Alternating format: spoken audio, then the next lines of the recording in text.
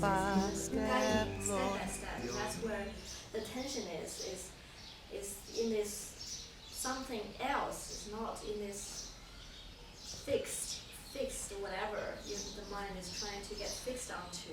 But you guide me step by step, and I will never know until the next moment unfolds. It is really an experience. I remember in Australia, we had a silent retreat. And the silent retreat took the form in a way that it was very, very strict in terms of silence. Like, we have absolutely no allowance for any kind of talk, and eye contact, not that, but just not encouraged. So everything was, all the instructions, down to the detail of how many shuttle bus because we have 2 houses, how many shuttle bus, how do we ring the bell, exactly how many minutes, every single meal, who is to prepare, how to do the cleanup. Every detail was given before the retreat, and we wrote down all these instructions, very, very, very detailed, and communicated in the orientation. It was very profound experience. Like, a few of you were there. It was very profound, and it was so profound.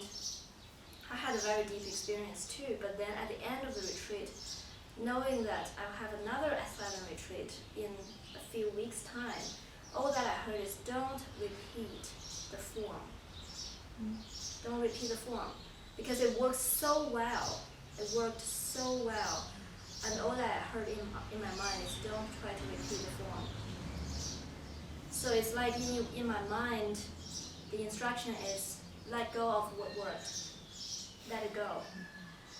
And then when I got here, nothing came to me as to what needs to be done for the silent retreat. It was so empty. It was like amazing to me in terms of the contrast of before the 2 silent retreats, and the second one you guys were here. It's just took a completely different form. It was so loose, no planning. Every moment just unfold by itself. It's not very strict in terms of silence. People can have spontaneous joinings, or it's just completely different. And people had a very deep experience too.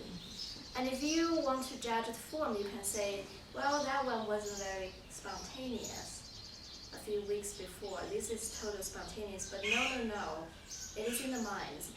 Spontaneity is in the mind. It allows the mind to not hold on to anything that is worked yesterday or not worked yesterday. So the mind is completely in a blank space all the time, and so you allow anything to come through. You allow the wrong words to come through.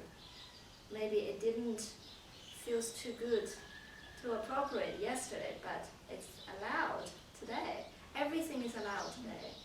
Everything is a blank slate today, and can be, flow through, whatever that is.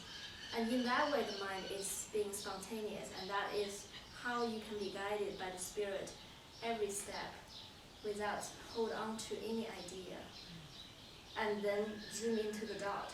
As soon as you zoom into the idea of how it should be, or what would work, or what experience I would rather have, you zoom into the dot. And you lose the perspective of the vastness of what Spirit wants you to experience and to